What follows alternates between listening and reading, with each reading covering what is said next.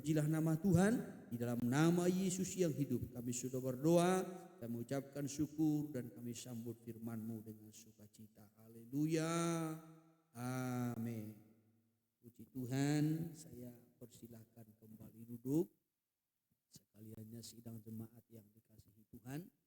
Puji nama Tuhan, salam sejahtera, salam persekutuan di dalam kasih Kristus bagi kita seluruh sidang jemaat yang dikasihi Tuhan. Saya sapa kita dengan kasih Kristus. Shalom. Lebih sukacita lagi, shalom. Iya, puji Tuhan. Kiranya segala pujian pengagungan kita persembahkan bagi Yesus, kepala gereja, mempelai pria sorga yang sungguh mengasihi kita sampai hari ini. Tuhan masih terus melimpahi kita dengan kemurahan, bahkan kebaikan-kebaikannya yang tetap dan selalu membela dan memelihara kita dalam segala perkara, sehingga sampai hari ini kita boleh ada sebagaimana kita ada. Bahkan kemurahan Tuhan juga yang masih memperkenankan kita untuk kita boleh datang menghampiri Tuhan di tengah-tengah hadiratnya, terlebih untuk kita boleh menikmati pengajarannya, firman-Nya yang selalu diberi bagi kita untuk melengkapi, mempersiapkan kita tentunya umat Tuhan, gereja Tuhan, supaya kita benar-benar berada dalam kesiapan dalam menyambut kedatangan Tuhan kali yang kedua. Kita belajar dari kitab Wahyu, saudaraku, dan kita sudah sampai di Wahyu pasal yang ke-20. Bahkan pada minggu yang lalu kita sudah melihat bagian yang terakhir dari kitab Wahyu pasal yang ke-20. Sebelum nanti minggu depan kita akan melanjutkan kepada Wahyu pasal 21 mengenai langit yang baru, bumi yang baru, itulah Yerusalem baru. Ya, tetapi pada malam ini saya masih mengajak kita untuk kembali memperhatikan Wahyu pasal yang ke-20 dari ayat yang ke-11 sampai kepada ayatnya yang ke-15. Kalau minggu yang lalu kita melihat ya mengenai kebangkitan. Ya, kebangkitan ada dua, kebangkitan orang benar dan kebangkitan orang berdosa. Sebagaimana Allah menciptakan manusia itu pada mulanya dengan tubuh, jiwa dan roh, demikian juga nanti ketika dibangkitkan. Baik kebangkitan orang benar akan dibangkitkan tubuh, jiwa dan rohnya. Roh yang dihidupkan, jiwa yang dipulihkan, dan tubuh yang dimuliakan untuk masuk di dalam kekekalan itu. Demikian juga dengan orang-orang berdosa akan dibangkitkan pada kebangkitan yang kedua untuk masuk dalam penghukuman yang kekal. Tetapi perbedaannya, orang benar akan dibangkitkan sebelum kerajaan 1000 tahun di bumi, sedangkan orang-orang berdosa akan dibangkitkan setelah kerajaan 1000 tahun damai di bumi. Dan malam ini saya masih melanjutkan, saudaraku, bagian yang kedua dari Wahyu pasal 20 dari ayat 11 sampai kepada ayat yang ke-15. Dan malam ini saya memberikan temanya masa penghakiman. Ya, masa penghakiman. Di situ perikopnya hukuman yang terakhir. Ya, tetapi saya memberikan tema bagi kita masa penghakiman. Penghukuman yang terakhir ini sama dengan penghakiman. Ya, saudara yang terkasih di dalam Tuhan, perlu kita mengerti bagaimana hukuman yang terakhir yang dimaksudkan ataupun masa penghakiman. Saya minta dibacakan terlebih dahulu dari ayat 11 sampai kepada ayat 15. Kembali dibacakan. Demikian firman Tuhan. Iya. Lalu aku melihat suatu tahta putih yang besar dan Dia yang duduk di atasnya. Dari hadapannya lenyaplah bumi dan langit dan tidak ditemukan lagi tempatnya. Dan aku melihat orang-orang mati besar dan kecil berdiri di depan tahta itu. Lalu dibuka semua kitab dan dibuka juga sebuah kitab lain, yaitu kitab kehidupan. Dan orang-orang mati dihakimi menurut perbuatan mereka berdasarkan apa yang ada tertulis di dalam kitab-kitab itu. Terus. Maka laut menyerahkan orang-orang mati yang ada di dalamnya dan maut dan kerajaan maut menyerahkan orang-orang mati yang ada di dalamnya, Terus, dan mereka dihakimi masing-masing menurut perbuatannya. ya, terus, Lalu maut dan kerajaan maut itu dilemparkanlah ke dalam lautan api. ya, Itulah kematian yang kedua, lautan api. ya, terus. Dan 15. setiap orang yang tidak ditemukan namanya tertulis di dalam kitab kehidupan itu, Ya, ia dilemparkan ke dalam lautan api itu. iya, puji Tuhan. Nah, sekali lagi saya berikan temanya masa penghakiman. Ya, saudara yang terkasih, masa penghakiman itu sangat-sangat juga jarang dikhotbahkan di tengah-tengah gereja. Sama seperti masalah kerajaan 1000 tahun itu juga jarang dikhotbahkan ya di tengah-tengah gereja atau di kalangan orang-orang Kristen. Sehingga kadangkala orang Kristen sangat buta mengenai kerajaan 1000 tahun, demikian juga dengan penghakiman.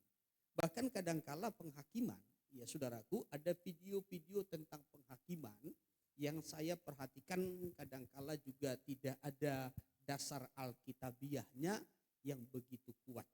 Ya, kalau kita mungkin ya selama ini mengerti memahami ya kalau nanti penghakiman, ketika nanti Allah akan menghakimi manusia, lalu ya dipanggillah satu-satu.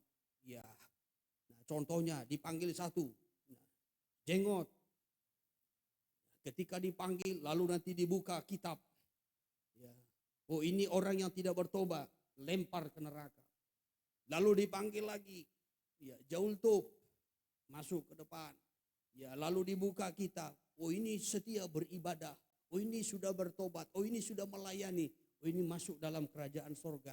Saudara yang terkasih di dalam Tuhan, orang benar dengan orang berdosa, ya tidak dihakimi bersama-sama. Walaupun mungkin ya kita melihat ada cuplikan-cuplikan video yang memberikan gambaran tentang penghakiman seperti itu, saya mau sampaikan bahwasanya tidak ada dasar alkitabiahnya yang menyatakan orang benar dengan orang berdosa itu sama-sama dihakimi. Tidak, ya saudaraku. Tetapi ya penghakiman itu kalau kita perhatikan kapan itu dimulai. Kapan penghakiman itu dimulai? Atau bagian yang pertama yang perlu kita mengerti dulu, kapankah masa penghakiman? Kapankah masa penghakiman itu terjadi? Saya mau sampaikan, yang pertama-tama penghakiman itu, saudaraku, telah berlangsung. Alkitab memberikan catatan dalam 1 Petrus pasal yang keempat ayat 17 sampai kepada ayat yang ke-18 bahwasanya masa penghakiman itu telah berlangsung, bahkan sedang berlangsung. Nah, ini perlu digarisbawahi. Ya, 1 Petrus pasal yang keempat ayat 17 saya minta dibacakan dulu. Demikian, Ya. karena sekarang telah tiba saatnya penghakiman dimulai. Stop. Kapan? Kapan? Sekarang. Ya. Nah, ini perlu digarisbawahi. Ya, karena sekarang telah tiba saatnya penghakiman dimulai. Kitab Petrus ini, ya saudaraku, ataupun Rasul Petrus menyampaikan ini ya lebih kurang 2000 tahun yang lalu. Ya, berarti masa penghakiman itu sudah dimulai. Bahkan sampai sekarang juga penghakiman itu masih berlangsung. Nah, jadi dari suratan Rasul Petrus ini kita perhatikan, karena sekarang telah tiba saatnya penghakiman dimulai. Nah, terus lanjutkan dulu masih koma. Dan pada rumah Allah sendiri yang harus pertama-tama dihakimi. Mana? Rumah Allah. Bait suci. Kalau saya terjemahkan, gereja. Umat Allah. Sidang jemaat yang pertama-tama harus dihakimi. Haleluya. Haleluya. Dan jika penghakiman itu dimulai pada kita, orang percaya ataupun gereja ataupun rumah Allah yang disebutkan juga sebagai bait Allah, maka bagaimanakah kesudahannya dengan mereka yang tidak percaya pada Injil Allah? Kalau kita pun orang percaya, kalau kita pun saudaraku yang sudah mengikut Tuhan, yang sudah lahir baru, kita pun dihakimi. Maka bagaimanalah nasibnya orang-orang di luar Tuhan? Kan begitu pertanyaannya. Ya, ya toh? Ya, perhatikan. Dan jika penghakiman itu dimulai pada kita. Kata kita di sini tadi dimulai dari atas ini. Pertama-tama dihakimi itu adalah rumah Allah sendiri. Rumah Allah artinya bait suci. Siapa bait suci? Gereja, orang percaya. Tangkap ya? Iya, maka saya tarik kemari. Dan jika penghakiman itu dimulai pada kita, pada gereja, atau kepada orang percaya, bagaimanakah kesudahannya atau nasib mereka yang tidak percaya kepada Injil? Ya, bagaimana nasibnya orang-orang yang tidak percaya? Ini pertanyaan. Ya, maka ada kelanjutannya di ayat 18. Ayat 18. Dan jika orang benar hampir-hampir tidak diselamatkan. Kalau orang benar pun hampir-hampir tidak selamat. Walaupun sudah orang benar, sudah dibenarkan. Hampir juga tidak selamat terus. Apakah yang akan terjadi dengan orang fasik dan orang berdosa? Maka apakah yang akan terjadi? Bagaimana nasibnya orang-orang fasik dan orang-orang berdosa? Nah, saudara yang terkasih, ini pertanyaan. Maka perlu kita mencari jawabannya kepada firman.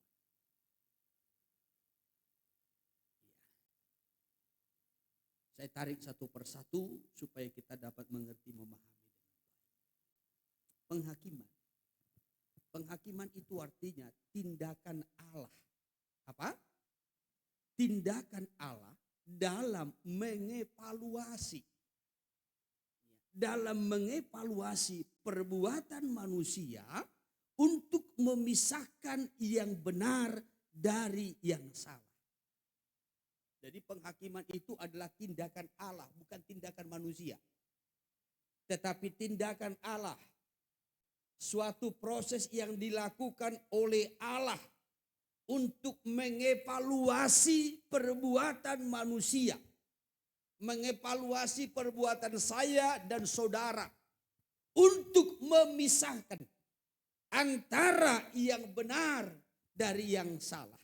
Jadi kalau Allah memproses kita, kalau Allah menghakimi kita, kalau Allah bertindak untuk menghakimi kita, saudaraku, tujuan Allah mengevaluasi perbuatan-perbuatan kita. Mana perbuatan kita yang benar, mana yang salah, maka ini dipisah.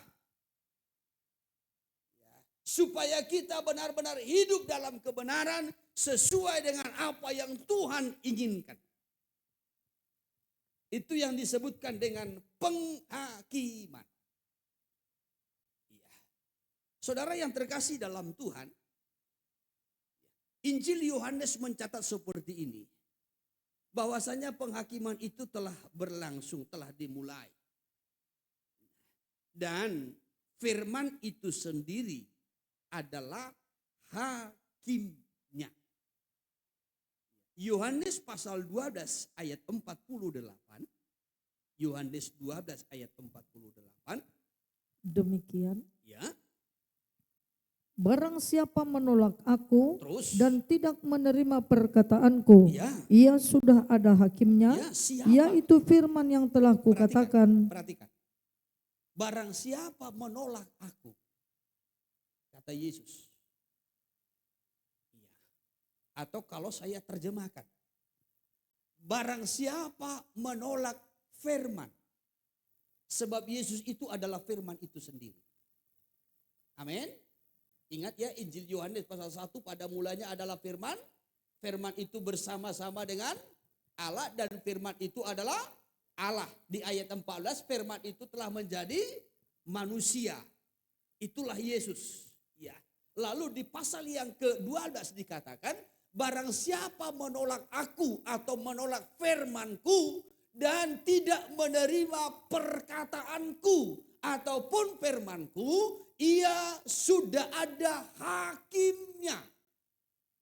Yaitu firman yang telah kukatakan.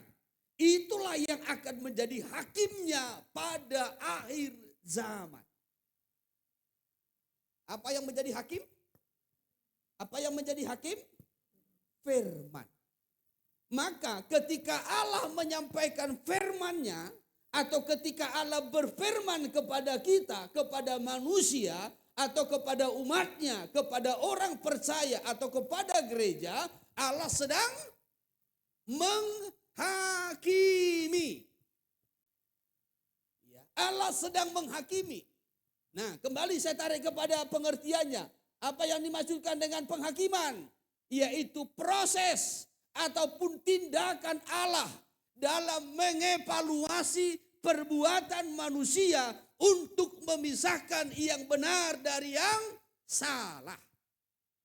Maka ketika Allah berfirman kepada kita, Allah sedang bertindak mengevaluasi perbuatan-perbuatan kita supaya dipisahkannya antara yang benar dari yang salah. Jadi kita mengerti dulu, kita pahami dulu apa yang dimaksudkan dengan penghakiman. Supaya nanti tidak keliru, saudaraku. Jadi penghakiman itu adalah tindakan Allah. Ya. Dalam Injil Matius maupun juga dalam Injil-Injil yang lain seperti Injil Lukas juga, saudaraku, mungkin sering kita mendengarkan ayat yang berkata seperti ini. Jangan menghakimi. Pernah dengar? Pernah dengar? Oh, masa pernah dengar? Pernah dengar? Mana ayatnya? Nah, itu yang lupa. Ya. Jangan menghakimi. Matius pasal yang ke-7 ayat pertama. Demikian. Ya. Jangan kamu menghakimi Iya. supaya kamu tidak dihakimi. Ya, jangan kamu menghakimi supaya kamu tidak dihakimi. Ya. Apa yang dimaksudkan di sini? Jangan menghakimi, artinya jangan menghukum orang dengan ukuran kita. Jangan menghukum orang dengan ukuran kita. Dilanjutkan dulu ayatnya yang kedua. Karena dengan penghakiman yang kamu pakai untuk menghakimi, Ya, dengan kamu akan penghakiman. dihakimi. Perhatikan, dengan penghakiman atau dengan ukuran penghakiman yang kamu pakai untuk menghakimi, kamu akan juga dihakimi sesuai dengan ukuran yang kamu pakai untuk mengukur. Ya, jadi kalau dikatakan jangan menghakimi, artinya jangan menghukum orang menurut ukuran kita. Kadangkala seseorang itu menghakimi atau menghukum orang lain menurut ukurannya yang didasari oleh kebencian, iri hati, rasa cemburu. Sehingga ia menghakimi, menghukum orang lain menurut ukurannya, menurut pikirannya, ya, menurut kebenciannya. Didorong oleh iri hatinya. Maka dikatakan di situ jangan menghakimi. Bukan berarti salah kalau kita menyatakan dosa seseorang. Kawan, kamu berdosa, kamu salah. Ya, Alkitab tidak membenarkan yang demikian. Itu bukan menghakimi. Itu namanya menyatakan kesalahan. Bisa ditangkap bedanya?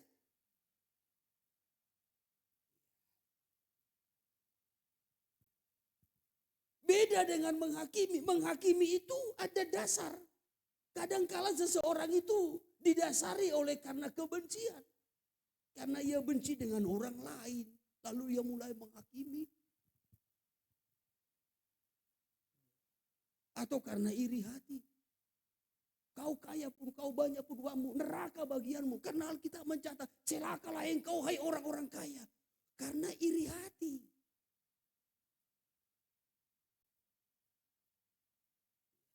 Karena ada dasar kebencian.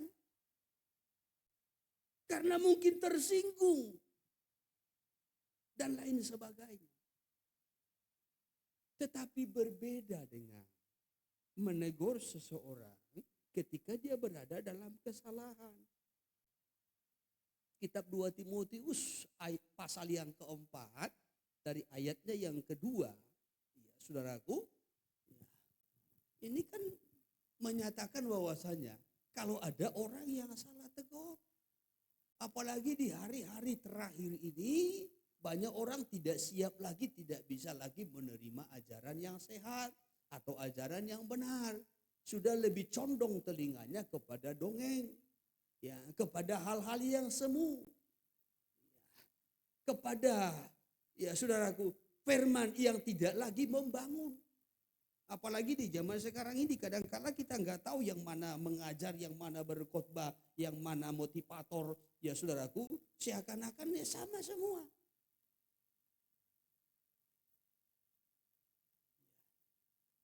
Tetapi kitab 2 Timotius pasal 4 ayatnya yang kedua ini mencatat, beritakanlah firman, siap sedialah baik atau tidak baik waktunya, nyatakanlah apa yang salah, tegurlah dan nasihatilah dengan segala kesabaran dan pengajaran. Ya. Kalau kita menegur seseorang, menyatakan kesalahannya, kesesatannya, kekeliruannya, itu bukan menghakimi. Ya. Tetapi dengan kasih, dengan pengajaran, dengan tujuan untuk menuntun dia kembali kepada jalan yang benar. Bukan didasari oleh kebencian, bukan didasari oleh iri hati, bukan didasari oleh rasa cemburu. Penghakiman itu adalah tindakan Allah, penghakiman itu bukan tindakan manusia. Tetapi tindakan Allah. Dalam mengevaluasi perbuatan manusia untuk memisahkan antara yang benar dari yang salah. Supaya manusia hidup di dalam kebenaran. Itu yang dimaksudkan dengan penghakiman. Maka tadi dikatakan, kalau orang menolak aku, kata Yesus, atau menolak firmanku, ataupun pengajaranku, bahwasanya ia sudah memiliki hakimnya. Apa yang menghakiminya? Firman itu sendiri. Firman itu sendiri. Allah yang bertindak. Allah yang menyampaikan firman-Nya untuk mengevaluasi manusia.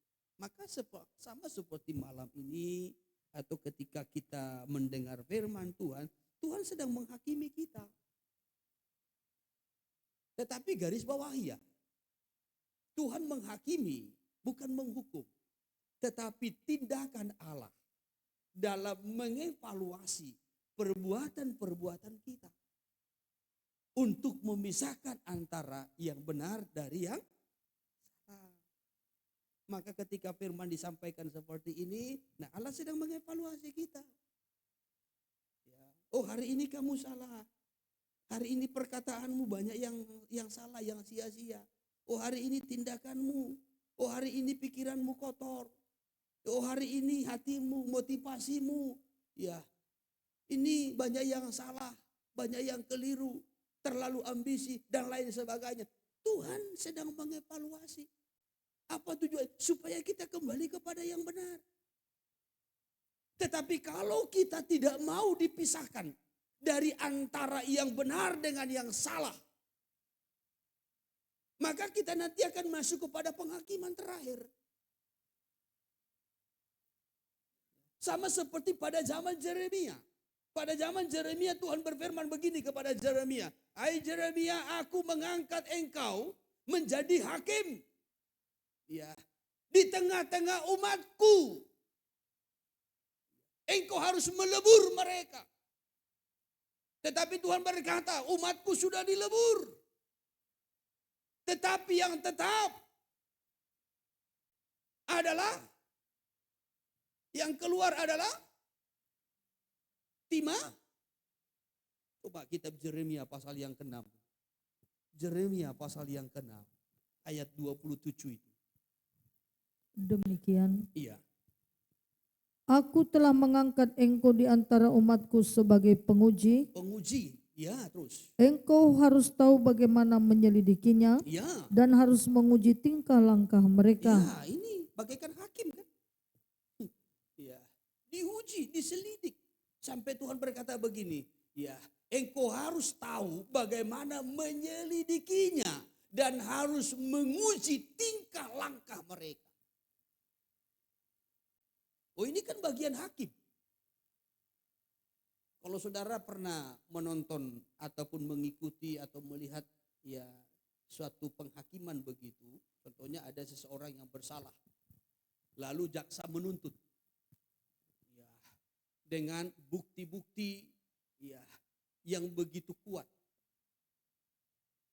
Oh, ini dia bersalah, ya, dia curi ayam, ya, buktinya ada. Ya, lalu hakim sampaikan bukti-buktinya. Jaksa maksud saya. Jaksa menyampaikan bukti-buktinya. Lalu jaksa menuntut harus dihukum 5 tahun penjara. Lalu ada pembelanya. Ada pembela. Maka pembela ini juga menyampaikan bukti-buktinya. Oh, ini buktinya, dia tidak bersalah. Di tanggal yang dikatakan oleh jaksa itu, dia tidak ada di tempat. Dia ada di luar kota. Oh, ini bukti-buktinya. Ini tiket pesawatnya, dan seterusnya. Nah, ini kan saling mengadu, saling tarik-menarik. Ya. Jaksa menuntut. Ya. Pembela membela yang ini tadi saudara, yang terdakwa. Maka nanti yang menentukan siapa? Hakim. Maka nanti yang menentukan hakim. Hakimlah yang menyelidik. Ya, benar tidaknya. Hakimlah yang menyelidik. Ya, apakah itu salah atau tidak. Dan hakimlah juga nanti akan menentukan. Apakah dia dihukum berapa lama. Apakah dia bebas. Hakim yang menentukan. Maka Tuhan berkata begini kepada Yeremia. Aku menetapkan engkau. Aku mengangkat engkau sebagai penguji. Ya. Engkau harus tahu bagaimana caranya menyelidiki, mengetahui, menguji tingkah langkah mereka umat ini, kata Tuhan. Maka terus lanjutkan. Semua mereka adalah pendurhaka belaka, berjalan kian kemari sebagai pemfitnah. Ya, terus. Sekaliannya mereka berlaku busuk. Ya, Tuhan berkata mereka semuanya pendurhaka, mereka semuanya pemfitnah, mereka semuanya berlaku. Sementara bangsa itu merasa dirinya benar. Ya. Mereka merasa diri mereka itu kudus. Mereka merasa bahwasanya mereka itu masih dekat dengan Tuhan.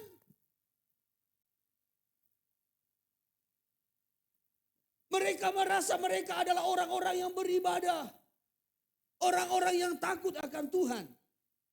Tetapi Tuhan berkata kepada Yeremia, uji mereka, selidiklah, hakimi mereka.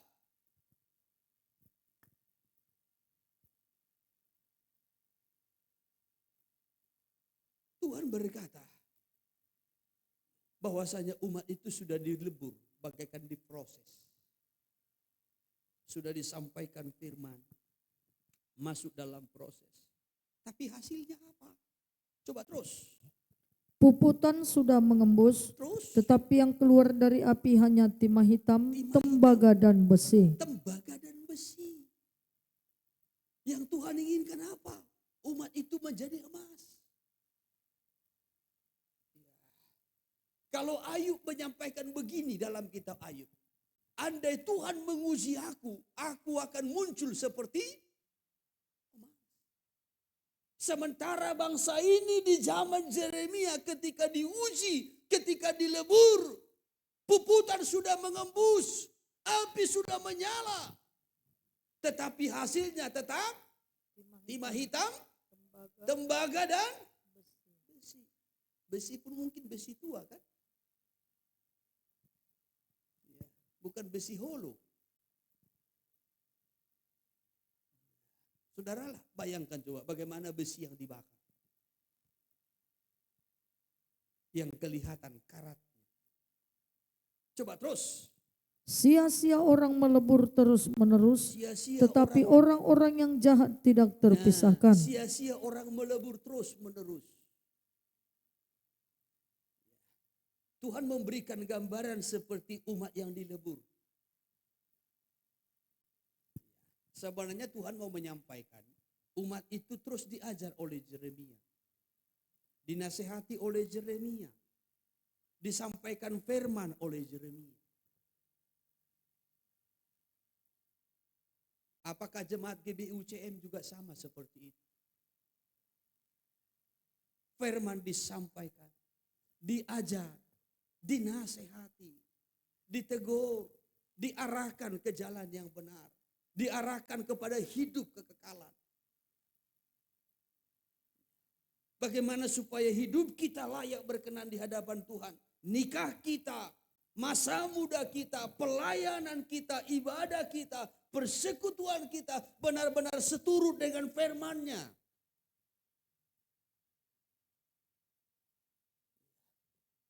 Jadi Tuhan berkata kepada Yeremia, engkau menjadi penguji, menjadi hakim di tengah-tengah umat ini. Bukan berarti Yeremia itu langsung duduk begitu lalu disuruh bangsa itu lewat satu persatu dihakimi. Bukan begitu. Maksud Tuhan di situ bahwasanya Tuhan mengangkat Yeremia itu menjadi pengajar. Ya, menjadi seorang nabi, penyambung lidah Allah yang menyampaikan firman Allah, yang menyampaikan pengajaran Allah, yang menyampaikan nubuatan, nasihat, bahkan juga mendoakannya, menggumuli bangsa itu. Maka sampai Tuhan memberikan gambaran seperti dilebur. Tetapi hasilnya adalah timah hitam, tembaga, dan besi. Sia-sia orang meleburnya katanya terus. Sia-sia orang melebur terus-menerus, Ya. tetapi orang-orang yang jahat tidak terpisahkan. Ya, sia-sia dilebur terus. Sia-sia diajar, sia-sia dididik, sia-sia dinasehati. Percuma didoakan, dipergumulkan. Tetapi toh juga hidup dalam dosa, hidup dalam kefasikan, hidup jauh dari persekutuan dengan Tuhan.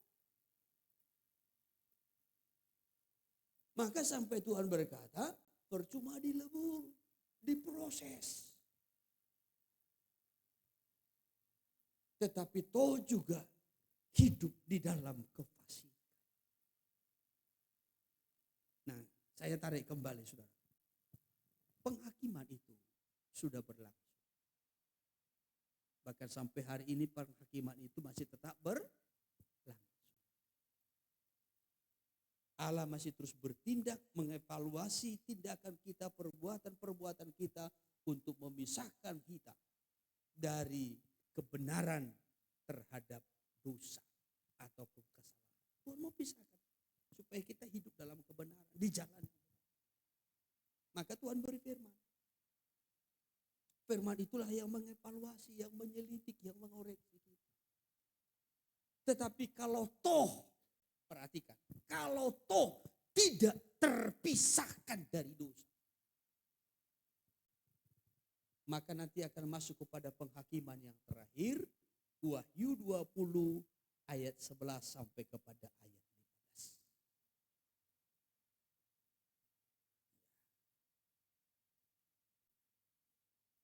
Di sana nanti penghakiman yang terakhir. Tetapi penghakiman terakhir itu, sebenarnya adalah khusus untuk orang-orang yang akan binasa. Jadi hal yang pertama, kapan masa penghakiman? Sudah berlangsung dan sedang berlangsung. Amin. Amin. Itu yang pertama. Lalu kalau kita kembali kepada Wahyu 20 ayat 12, dikatakan di situ, dihakimi menurut perbuatan masing-masing. Sesuai dengan apa yang tertulis dalam kitab-kitab itu. Ayat 12, sekali lagi saya ikuti. Dan aku melihat orang-orang mati besar dan kecil terus, berdiri di depan tahta itu. Lalu dibuka semua kitab. Terus, dan dibuka juga sebuah kitab lain, yaitu kitab kehidupan. Ya, dan orang-orang mati dihakimi menurut perbuatan mereka. Orang mati dihakimi menurut perbuatan mereka. Terus, berdasarkan apa yang ada tertulis di dalam kitab-kitab itu. Berdasarkan apa yang tertulis dalam kitab-kitab itu. Jadi, saudaraku, kalau penghakiman itu sudah berlangsung, sedang berlangsung, dan masih akan terus berlangsung sampai nanti kepada penghakiman yang terakhir. Hanya bedanya kalau sekarang penghakiman itu dimulai dari rumah Tuhan. Penghakiman itu dimulai kepada orang percaya. Amin. Sedangkan penghakiman terakhir nanti kepada orang yang akan binasa. Bisa ditangkap? Bisa ditangkap? Iya. Jadi penghakiman itu berlangsung sekarang untuk orang-orang percaya. Supaya orang percaya itu hidup dalam kebenaran, dipisahkan dari dosa, dari kesalahan, sehingga kita hidup dalam kebenaran. Itu tujuan Tuhan. Iya. Kecuali tidak terpisahkan dari dosa, maka nanti akan masuk kepada penghakiman terakhir untuk kebinasaan.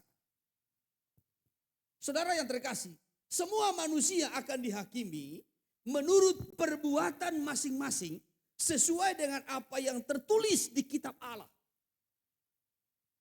Maka saya pernah menyampaikan, tidak akan ada yang tertutup, tidak akan ada yang tersembunyi. Kalau kitab Ibrani pasal 4 ayatnya yang ke-13 mencatat, tidak ada satu makhluk pun yang tersembunyi di mata Tuhan.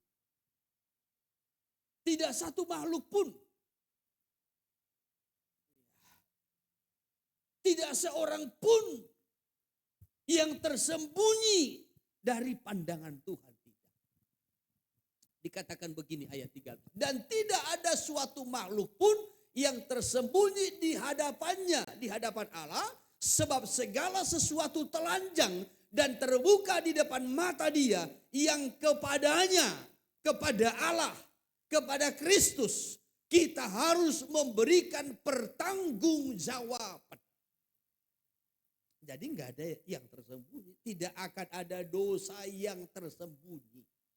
Dosa yang besar, dosa sedang, dosa kecil, tidak ada yang tersembunyi. Kita bisa menutup-nutupi dosa kita kepada teman, kepada keluarga, kepada sahabat, kepada satu gereja, kepada sesama pelayan. Mungkin kita bisa menutup-nutupinya, tetapi di hadapan Tuhan tidak ada yang tersembunyi. Kita bisa menyembunyikan dosa kesalahan kita, kebobrokan kita, kejelekan kita terhadap pasangan kita. Tetapi kepada Tuhan tidak ada yang tersembunyi.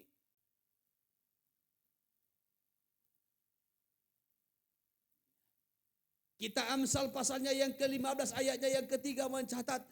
Mata Tuhan ada di mana-mana mengawasi orang benar dengan orang jahat. Ayat 3 ya.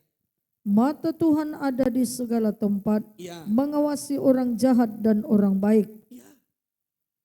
Jadi Tuhan pantau semua. Tidak akan ada yang tertutup. Tidak satu makhluk pun yang tersembunyi.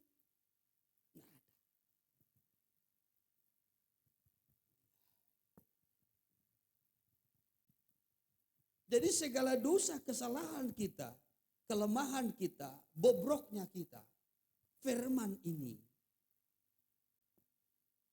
bisa tahu. Saya mungkin tidak tahu apa kekurangan saudara. Saya mungkin tidak tahu apa dosa saudara. Tetapi Allah tahu. Firman-Nya tahu. Dan tidak ada satu dosa yang kecil sekalipun yang bisa kita sembunyikan. Baik dosa hati, dosa pikiran, dosa perbuatan, dosa mata, dosa perkataan. Tidak satu pun yang bisa. Lebih jauh kalau kita perhatikan Mazmur 139. Dari ayat 1 sampai kepada ayatnya yang ke-16. Di situ perikopnya. Apa perikopnya di situ sama-sama? 2, 3. Doa di hadapan Allah yang Maha Tahu. Allah yang Maha Tahu. Maha Tahu. Maka dari ayat pertama itu dikatakan, Tuhan, Engkau tahu sebelum aku berkata-kata pun, sebelum aku mengucapkannya, Engkau tahu. Engkau tahu. Jadi dia masih dikandung di dalam hati dan pikiran pun. Itu belum dicetuskan. Belum disampaikan, belum dikeluarkan. Tuhan tahu.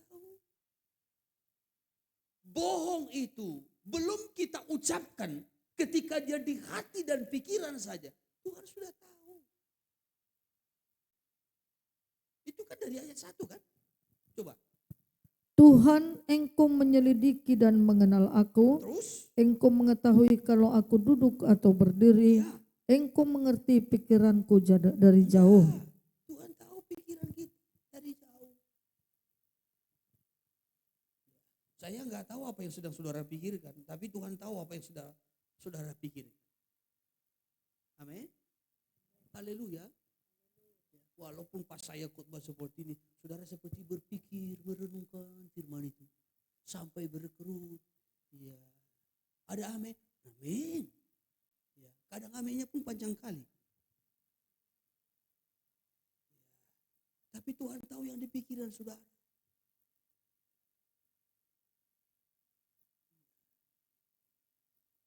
Tuhan tahu yang di hati saudara.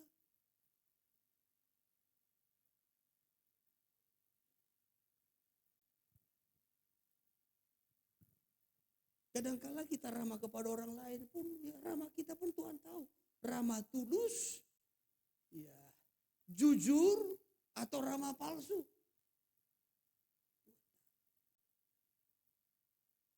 Memang kalau ketemu kadangkala ramah.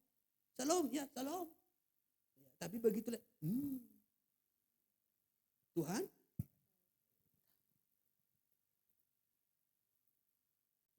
Maka sampai pemazmur katakan, ketika aku berdiri Tuhan tahu, ketika aku duduk Tuhan tahu.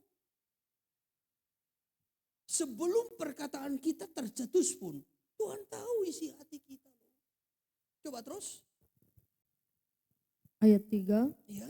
Engkau memeriksa aku kalau aku berjalan dan berbaring. Ya. Segala jalanku kau maklumi. Terus. Sebab sebelum lidahku mengeluarkan perkataan, sebelum lidahku mengeluarkan perkataan, sesungguhnya semuanya telah kau ketahui ya Tuhan. Ya.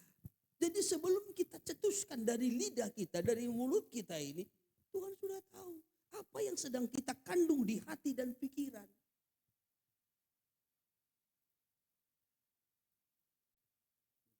Maka ketika kita sampaikan itu, wah ini jadi lebih akurat lagi kan begitu. Kalau kita lompat nanti kepada ayat 14, 15, 16, ya, semua itu tercatat di buku Tuhan. Bahkan ketika kita berkata-kata, sudah terekam.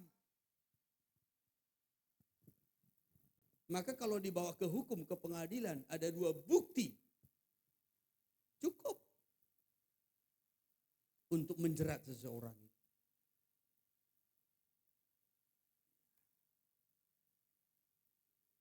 Di ayat 14 ya. Lompat dulu.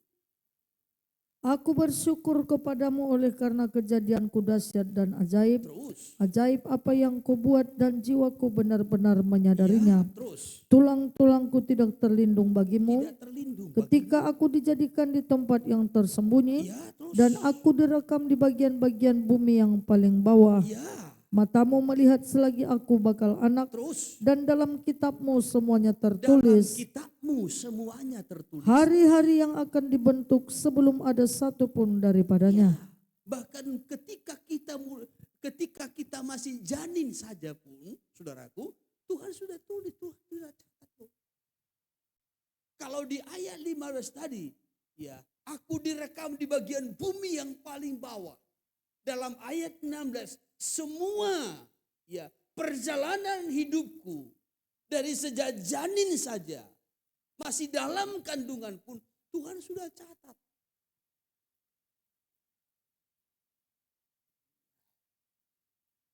Maka kesalahan-kesalahan kita, kesilapan kita, kebodohan kita, kesesatan-kesesatan kita di zaman sekarang ini, saudaraku, kita dihakimi melalui firman.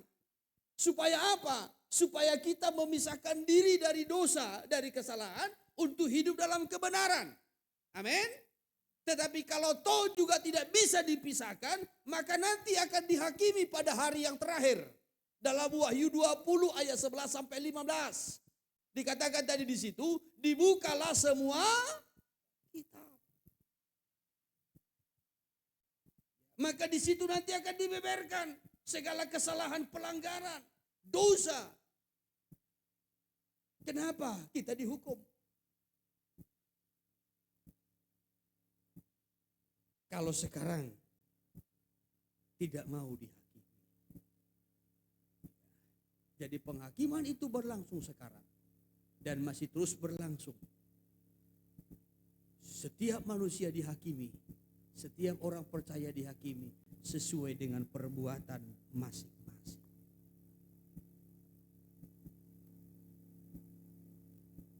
Tetapi ketika kita tidak bisa dipisahkan dari dosa, maka nanti akan masuk dalam penghakiman yang terakhir. Kenapa masuk dalam penghakiman terakhir? Wahyu pasal 20 ayat 15 memberikan jawaban. Ya. Kenapa masuk di penghakiman yang terakhir? Ayat 15 memberikan jawaban karena namanya tidak tercatat dalam kitab kehidupan. Coba ayat 15. Dan setiap orang yang tidak ditemukan namanya tertulis di dalam kitab kehidupan itu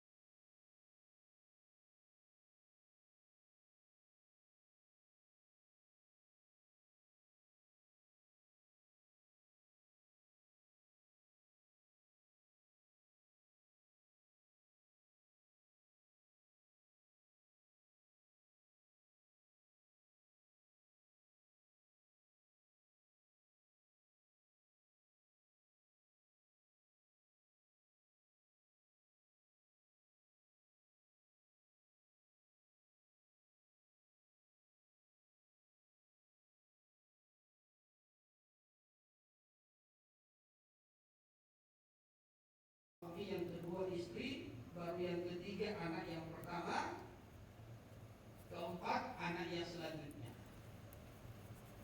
Sesuai dengan jumlah anggota keluarga itu. Tentu yang tercatat di situ yang sudah lahir, ya dok. Kalau belum lahir kan belum dicatat.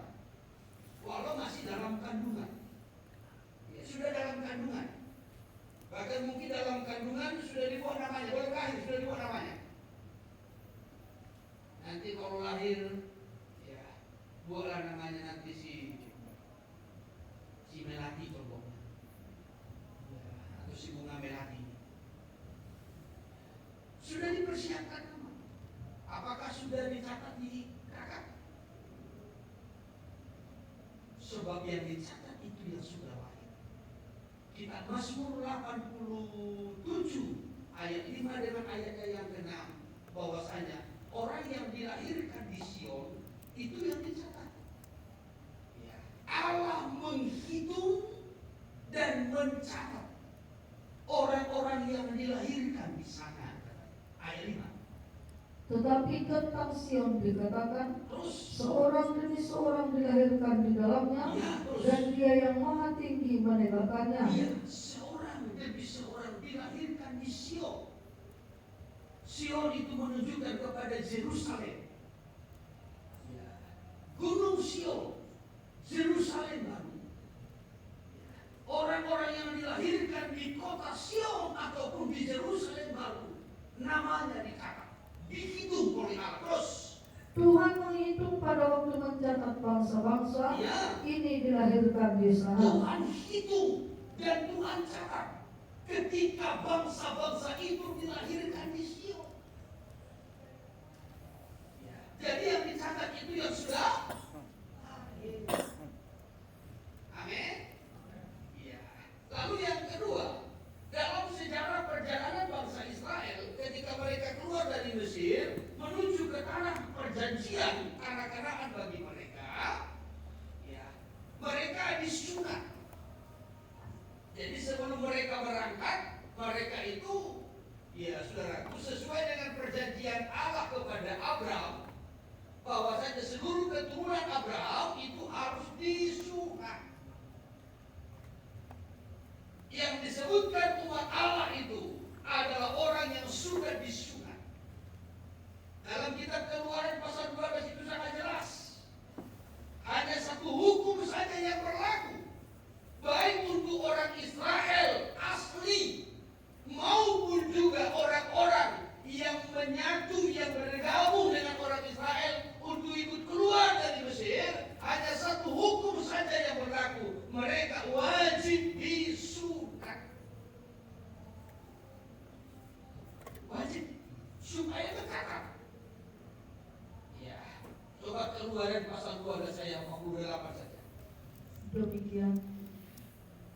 Tetapi apabila seorang asing telah menetap padamu, Ya. dan mau merayakan Paskah bagi Tuhan, Terus, maka setiap laki-laki yang bersama-sama dengan dia terus, wajiblah disunat. terus, Barulah ia boleh mendekat untuk merayakannya. ya, terus, Ia akan dianggap sebagai orang asli, ya. tetapi tidak seorang pun yang tidak bersunat boleh Ya, memakannya. jadi orang asing pun akan dianggap sebagai orang asli kalau sudah sunat. Saya dan saudara latar belakang kita adalah orang asing. Ya. Tetapi kita pun dianggap sebagai orang asli. Ya. Anak-anak Abraham secara iman. Karena mengalami tanda sunat. Tercatat. Ya. Bahkan terus lanjutkan dulu 49. Satu hukum saja akan berlaku untuk orang asli Terus, dan untuk orang asing yang menetap di tengah-tengah kamu. iya, hanya satu hukum saja. Baik orang asli maupun orang asing. Apa hukumnya? Haleluya. Iya. Nah, perhatikan. Supaya nama tercatat. Yang pertama tadi haruslah. Yang kedua, supaya nama tercatat sebagai warga ataupun sebagai umat Allah yang asli, keturunan asli, orang asing menjadi asli. Karena satu hukum yang berlaku, yaitu sunat.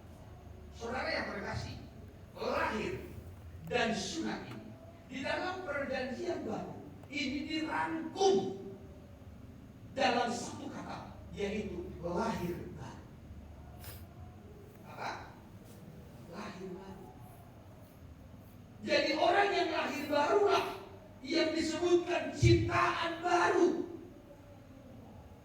Kalau dulu bagi orang Israel sunat secara lahiriah, tetapi bagi kita di perjanjian baru, sunat bagi kita itu adalah baptisan.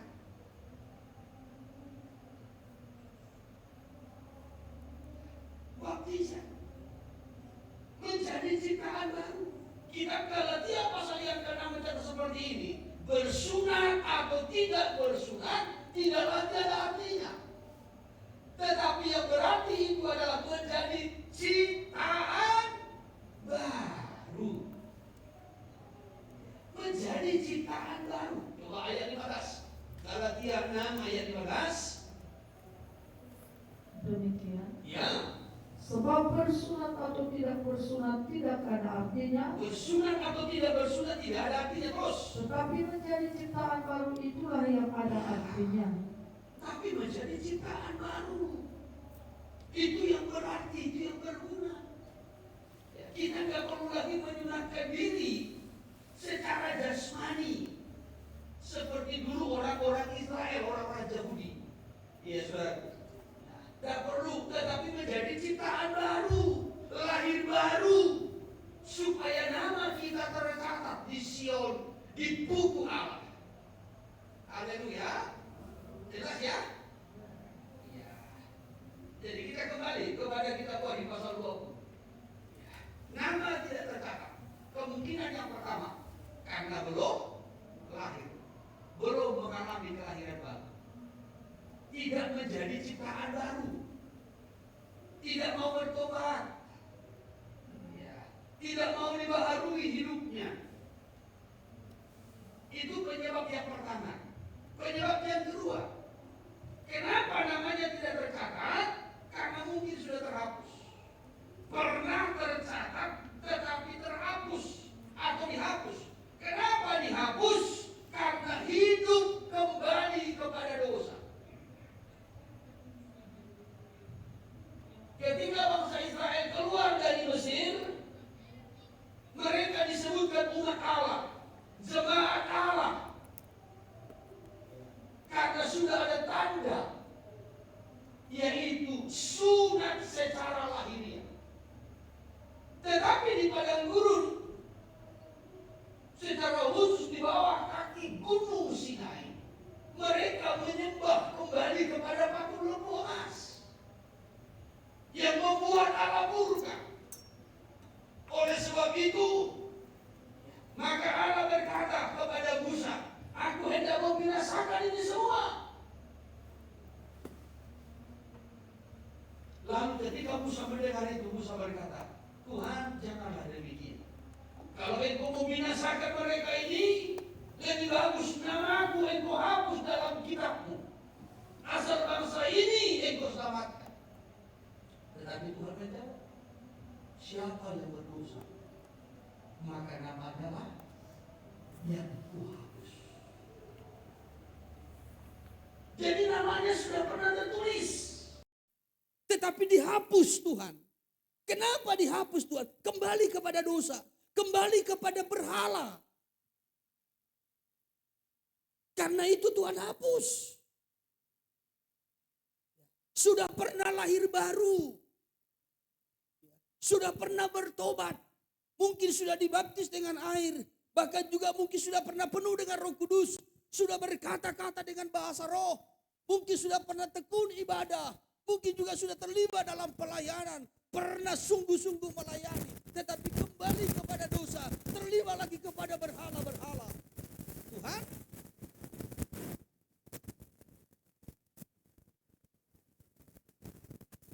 Rasul Petrus dalam suratnya yang kedua mencatat dalam 2 Petrus pasal 2 ayat 20 sampai kepada ayat 22.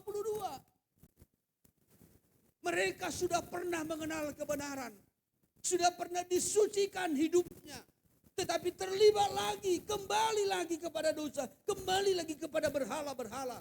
Sampai digambarkan, cocoklah peribahasa ini kepada mereka. Anjing kembali kepada muntahnya, babi kembali kepada kubangannya. Orang yang kembali kepada dosa. Dari ayat 20. Sebab jika mereka oleh pengenalan mereka akan Tuhan dan Juru Selamat kita Yesus Kristus Ya, telah melepaskan diri dari kecemaran-kecemaran dunia, ya, tetapi terlibat lagi di dalamnya, terlibat lagi. Jadi sudah pernah diselamatkan, sudah pernah ditebus, sudah pernah dilepaskan dari kecemaran-kecemaran dunia ataupun dosa. Sudah pernah dilepaskan. Dari berhala sudah pernah lepas. Dari dosa perzinahan sudah pernah lepas. Bahkan dari dosa-dosa yang lain ya juga sudah pernah lepas. Tetapi masalahnya terlibat lagi di dalamnya, maka akhirnya keadaan mereka lebih buruk daripada yang semula. Akhirnya keadaannya lebih buruk. Maka bahaya kalau saya dan saudara yang sudah pernah disucikan, dosa kita sudah pernah diampuni, ya, kita sudah pernah ditolong, dipulihkan Tuhan, tetapi kita kembali lagi kepada dosa. Oh, ini lebih parah lagi. Nanti kondisinya akan lebih buruk. Lebih buruk. Setan nanti akan lebih ganas lagi. Nanti akan mengajak 7 roh jahat lagi. Untuk lebih merusak hidupnya. Ini. Bahkan terus. Lebih bagus tidak pernah mengenal kebenaran. Karena itu bagi mereka adalah lebih baik jika mereka tidak pernah mengenal jalan kebenaran Terus daripada mengenalnya tetapi kemudian berbalik dari perintah kudus yang disampaikan kepada mereka. Ya, lebih baik gak pernah mengenal kebenaran. Lebih baik gak pernah bertuhan. Daripada pernah bertuhan tetapi kembali kepada dosa. Pernah beribadah, pernah sungguh-sungguh, pernah melayani, kembali lagi kepada dosa. Pernah diampuni, pernah dipulihkan hidupnya, tapi kembali lagi. Oh, itu lebih parah. Maka Tuhan berkata dalam kitab Keluaran itu, siapa yang berdosa namanya? Maka cocoklah peribahasa ini, kata Petrus. Ayat 22. Bagi mereka cocok apa yang dikatakan peribahasa yang benar ini. Ya. Anjing kembali lagi ke muntahnya, Terus. dan babi yang mandi kembali lagi ke kubangannya. Saudara pernah memandikan babi?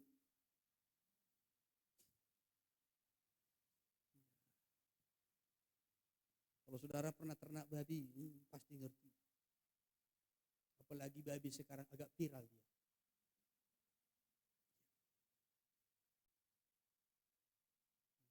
Agak viral.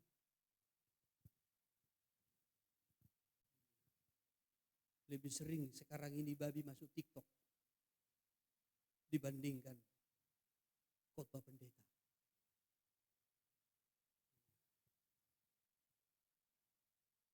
Lebih viral sekarang. Tapi walaupun begitu, babi yang sudah dimandikan kembali berkubang. Seperti itulah juga orang percaya yang hidupnya sudah pernah diampuni,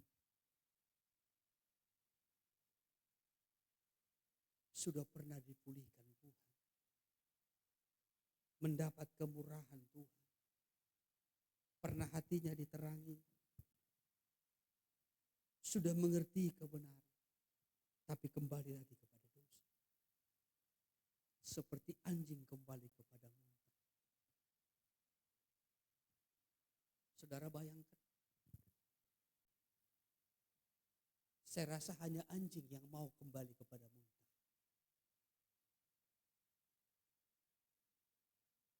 Jarang kan? manusia. Atau saudara pernah, saudara sudah muntahkan makan lagi? Hah?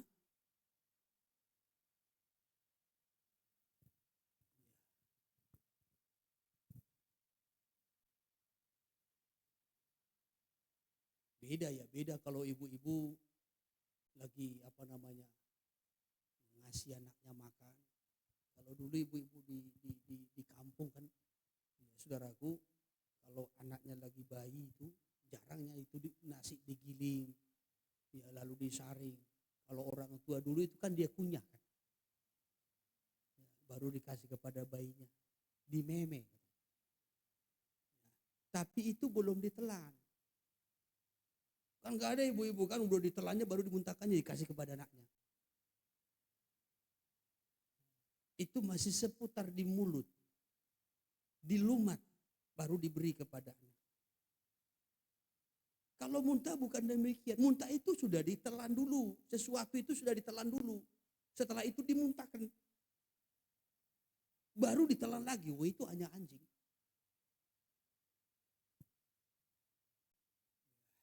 Maka sampai digambarkan, orang yang hidupnya pernah dibersihkan, sudah memuntahkan, sudah membuang segala yang kotor. Dosa sudah dibuang. Hidup yang lama sudah dibuang. Kebohongan sudah dibuang, iri hati sudah dibuang, kebencian sudah dibuang, keegoisan sudah dibuang, kesombongan sudah dibuang, tetapi ditelan lagi, dinikmati lagi. Itu sama dengan anjing yang kembali kepada muntah.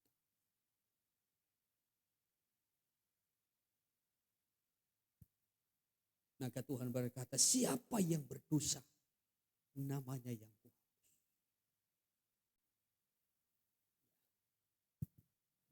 Jadi hal yang pertama tadi kita melihat, kapan penghakiman itu terjadi? Sudah dimulai, sedang berlangsung, dan masih akan terus berlangsung.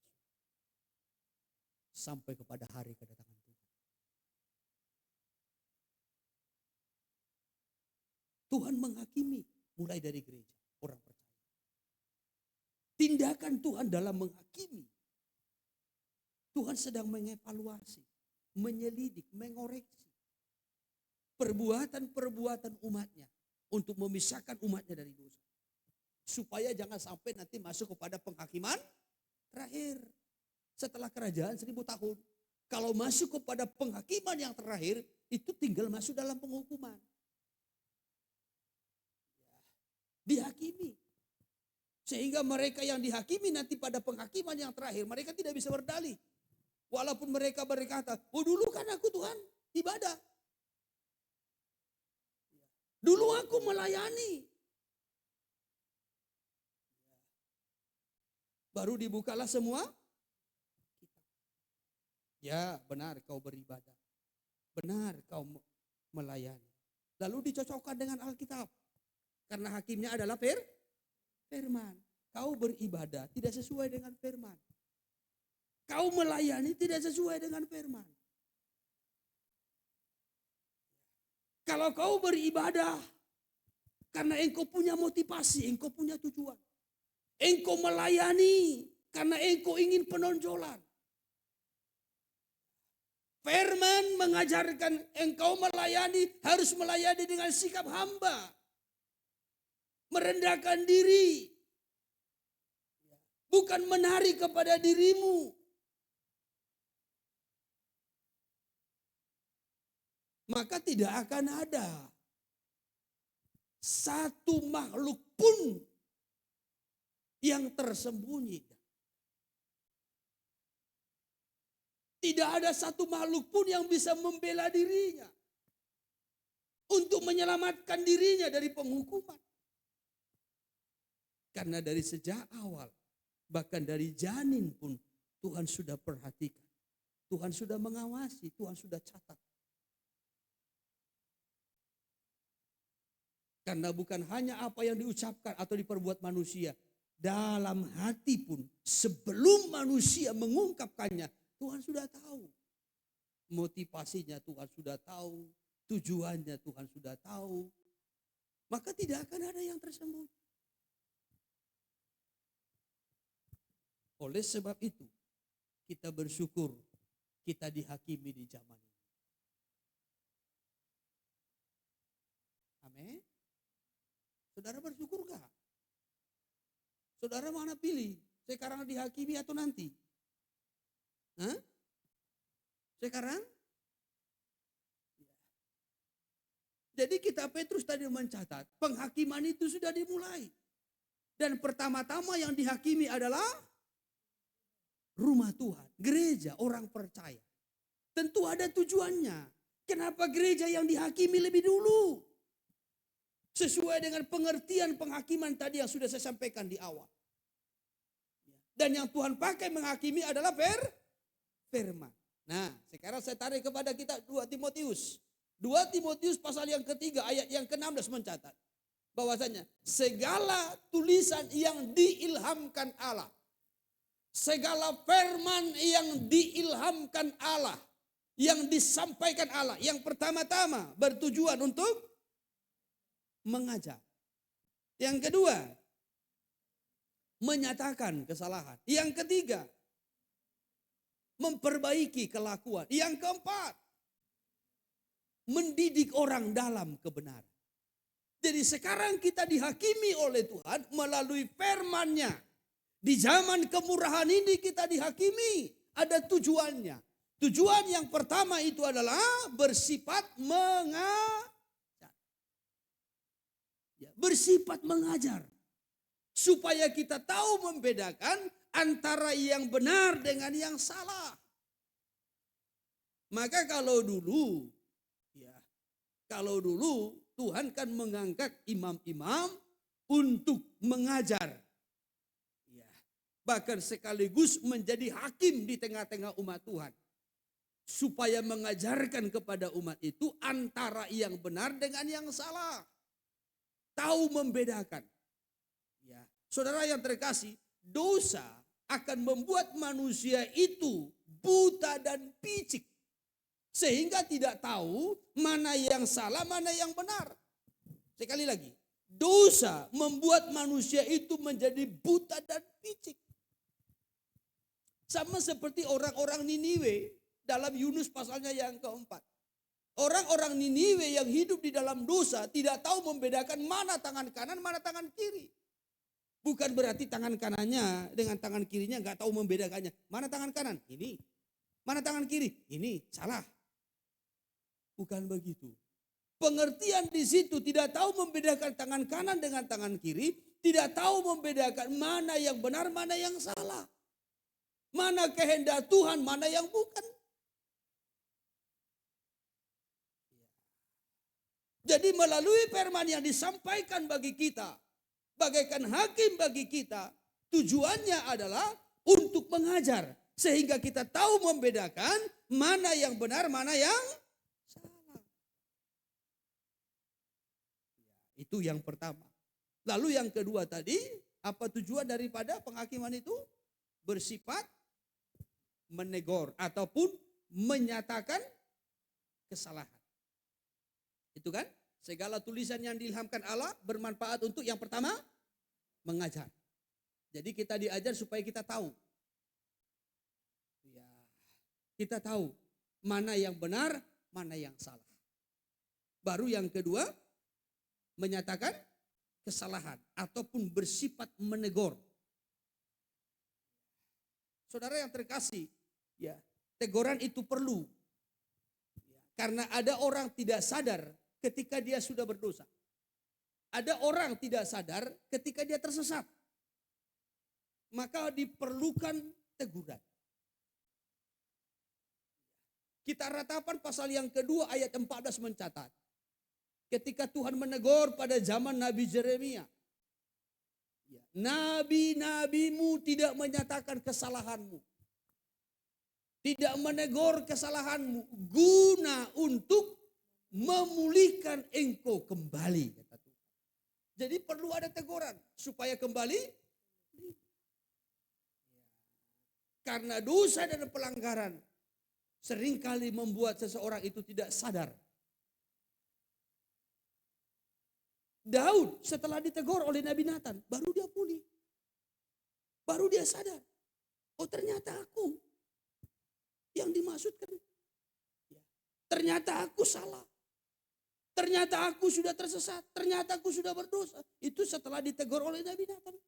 Andai Nabi Nathan tidak menegurnya, mungkin Daud tetap dalam dosanya. Maka perlu teguran. Perlu dosa itu dinyatakan. Haleluya. Sekalipun kadang-kala kan ada respon-respon. Ya, ketika dosanya dinyatakan ada respon-respon yang tidak ya alkitabiah ataupun mungkin tidak seperti apa yang kita harapkan.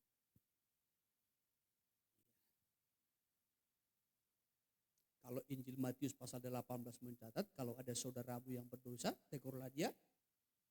Berapa mata? Hah? Bukan sebelah mata. Tegurlah dia 4 mata. Kalau dia tidak mau menerima, bawa yang lain. Berarti ketika kita menegur seseorang, menyatakan kesalahan seseorang, belum tentu langsung menerima dan bertobat. Belum tentu langsung direspon dengan baik. Belum tentu. Maka kadangkala seseorang berkata, aku gak mau lagi menegur dia. Ditegur pun justru dia benci. Itu risiko. Saudara baru dibenci. Kalau si Jeremia hampir dikarungkan.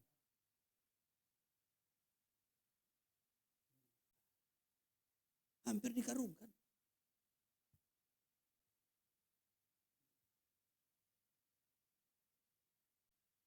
Tegur 4 mata. Enggak mau bawa saksi. Toh juga enggak mau. Mungkin dia merasa dirinya benar, merasa tidak salah. Orang lain yang salah. Alternatif terakhir,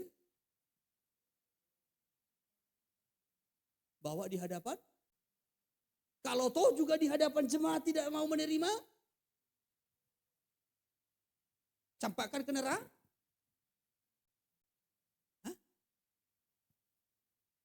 Begitu. Serahkan kepada iblis. Anggap dia sebagai orang bebal.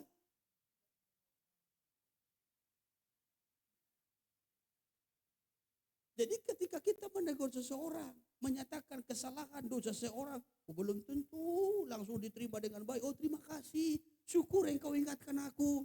Terima kasih engkau sudah ingatkan kesalahanku. Ya, kalau enggak engkau ingatkan kesalahanku, mau didosai. Jarang begitu. Jarang begitu. Kalau sempat ada begitu, ku bawa makan bakso.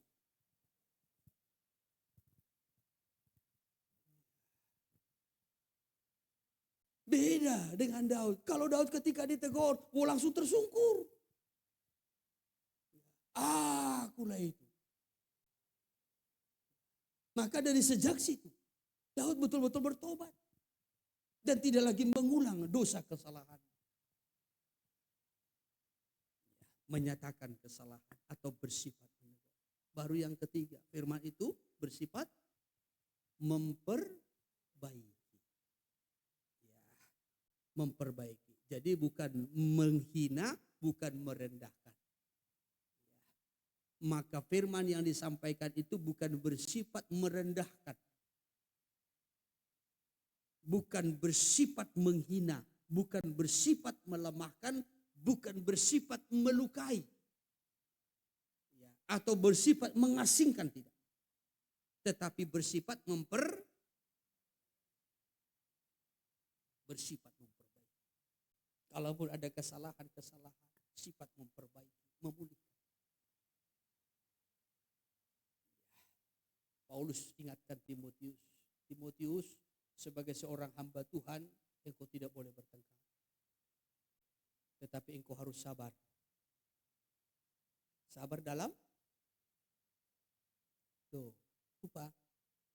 2 Timotius 2 2 Timotius Timotius 2 ayat ayat yang 23. ke-23. Ya, Hindarilah soal-soal yang dicari-cari, ya. yang bodoh dan tidak layak. Terus Engkau tahu bahwa soal-soal itu menimbulkan pertengkaran. makanya enggak usah bersoal-soal. Amin. Amin. Kecuali anak sekolah, selesaikanlah soal-soalmu supaya engkau naik kelas. Haleluya. Haleluya. Iya. Tapi kalau kepada teman-teman enggak usah bersoal-soal. Ya, hal yang tidak perlu dipersoalkan, enggak usah dipersoalkan. Karena persoalan-persoalan itu bisa menimbulkan pertengkaran. Ya, terus. Sedangkan seorang hamba Tuhan tidak boleh bertengkar. Amin. Amin. Ya, jadi hamba Tuhan, saudara hamba Tuhan. Hanya ada 2. Kalau enggak hamba Tuhan, hamba? Loh. Kalau enggak hamba Tuhan, hamba? Saudara hamba apa? Saudara hamba apa? Ragu. Hamba Tuhan. Makin ragu saya. Saudara hamba apa? Hamba Tuhan. Hamba Tuhan atau hamba setan? Hamba Tuhan. Seorang hamba Tuhan tidak boleh, tetapi harus ramah terhadap semua orang. terhadap satu marga. Terhadap semua orang. Ya, terus. Ia harus cakap mengajar, sabar, dan dengan lemah lembut dapat menuntun orang yang suka melawan. Dengan lemah lembut dapat menuntun orang yang suka melawan. Maka mulai malam ini carilah jemaat-jemaat yang suka melawan. Tuntunlah dengan sabar. Sampai ia betul-betul bertobat. Amin. Sampaikan kepada dia, kalau engkau tidak bertobat kawan, saudaraku, maka penghakiman yang terakhir sudah menunggumu. Ini ayatnya. Maka datang kau ibadah PA. Itu khotbah yang hari Jumat itu. Tapi yakin aku engkau pasti bertobat. Yakin aku engkau pasti berubah. Tuhan kita sanggup. Dia sanggup. Langsung angkat pujian. Haleluya. Haleluya. Iya, coba terus. Sebab mungkin Tuhan memberikan kesempatan kepada mereka untuk bertobat dan memimpin mereka sehingga mereka mengenal kebenaran. Ya, mungkin Tuhan masih memberikan dia kesempatan untuk bertobat. Ya, dan kembali kepada kebenaran. Terus 26. Dan dengan demikian mereka menjadi sadar kembali, terus. Karena terlepas dari jerat iblis yang telah mengikat mereka pada kehendaknya. Mereka sadar. Tetapi kita tuntun, kita ajar dengan sabar. Haleluya. Jadi tujuan dari penghakiman itu tadi, yang pertama-tama untuk mengajar. Membedakan antara yang benar dengan yang salah. Yang kedua menyatakan kesalahan. Karena ada orang kalau kesalahan aja tidak dinyatakan, dia tetap larut dalam dosa itu. Seperti Daud. Tetapi ketika dia ditegur, dia pulih kembali. Dia kembali kepada jalan yang benar.